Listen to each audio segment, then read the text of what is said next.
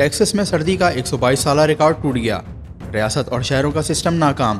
Houston تیسری دنیا کا پسماندہ شہر بن گیا، قیامت خیز سردی نے ہیوسٹن کو مفلوج کر دیا، بجلی، پانی، گیس اور پیٹرول، انٹرنیٹ ناپید، گروسری سٹورز کے شیلف خالی ہو گئے، 35 لاکھ افراد تاحال بجلی سے محروم، لوگ گھروں میں آتش دان جلا کر اور گاڑیوں میں ہیٹر چلا کر سرد راتیں گزارنے پر مجبور۔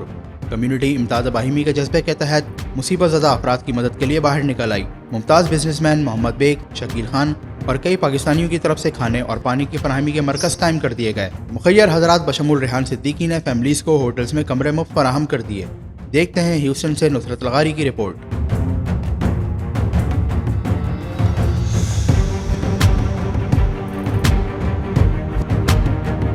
ہیوسٹن کی تاریخ کے سب سے سرد ترین موسم میں 35 لاکھ سے زائد شہری بجلی سے تاحال محروم ہیں اور 60 گھنٹے گزرنے کے باوجود متعدد علاقوں میں بجلی بحال نہ ہو سکی ہے۔ شہری حکام اور مقامی سیاستدان بجلی فراہم کرنے والی کمپنیوں پر برس پڑے ہیں کیونکہ سخت سردی میں بجلی کی عدم فراہمی لوگوں کے لیے زندگی اور موت کا مسئلہ بن گئی ہے۔ فورٹ بین کاؤنٹی کے جج کے پی جارج کا کہنا ہے کہ ایک ہفتے سے معلوم تھا کہ تاریخ کی سخت ترین سردی پڑے گی، لیکن متعلقہ حکام نے بجلی کی فراہمی میں تعطل کو روکنے کے اقدامات نہیں کیے۔ حکام ریاست ٹیکسس کے شہریوں کو جواب دیں، جبکہ صورتحال کی سنگینی کے پیش نظر خاتون رکن کانگریس شیلا جیکسن لی نے بھی اعلیٰ حکام سے رابطہ کر کے ریاست میں بجلی کی فراہمی کے لیے متبادل ذرائع اور وسائل کی فراہمی کی درخواست کر دی ہے۔ اس بار ٹیکسس میں سردی کا 122 سالہ ریکارڈ ٹوٹ گیا ہے اور واضح طور پر نظر آتا ہے کہ ریاست اور شہروں کا سسٹم ناکام ہو گیا ہے، جس کی وجہ سے ہیوسٹن تیسری دنیا کا پسماندہ شہر بن گیا ہے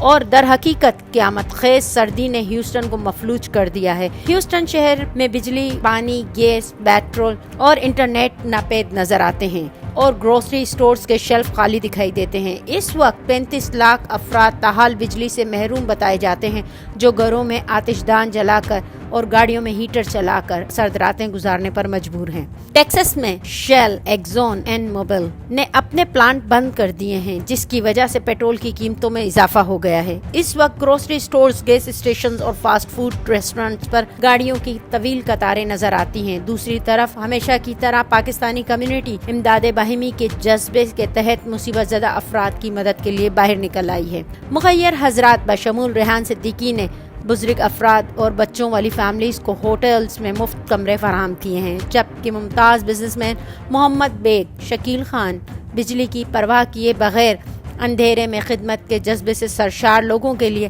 کھانا تیار کرنے میں مشغول رہے اور کئی پاکستانیوں کی طرف سے کھانے کی فراہمی کے مرکز قائم کر دیے گئے ہیں۔ دوسری طرف شہر میں پانی کا پریشر بھی کم ہو گیا ہے۔ حکام نے لوگوں کو پانی احتیاط سے استعمال کی ہدایت کر دی ہے۔ شہر بھر میں درجنوں شیلٹرز ہوم کھول دیے گئے ہیں، جبکہ کئی مساجد میں بھی شیلٹرز ہوم قائم کر دیے گئے ہیں، جہاں سے ضرورت مند لوگوں کو کھانا اور پانی بھی فراہم کیا جا رہا ہے۔ شہر میں بجلی کی فراہمی میں طویل تعطل کے سبب گورنر ٹیکسس گریگ ایبٹ نے الیکٹرک کونسل کے خلاف فوری تحقیقات کرنے کی ہدایت کر دی ہے اور کونسل کی قیادت کو فوری مستعفی ہونے کا تقاضا کر دیا ہے۔ دوسری طرف گھر کو گرم رکھنے کے لیے کوئلے کی گرل کا استعمال سے مونو آکسائڈ گیس پھیلنے کے سبب متاثر ہونے والے 4 بچوں سمیت 7 افراد کو تشویشناک حالت میں اسپتال منتقل کر دیا گیا ہے، جبکہ سرد موسم میں ہونے والی ہلاکتوں کی تعداد 10 بتائی جاتی ہے۔ ہیوسٹن سمیت پوری ریاست ٹیکسس پر قیامت بن کر ٹوٹنے والی جان لیوا سردی نے پنجے گاڑ لیے ہیں،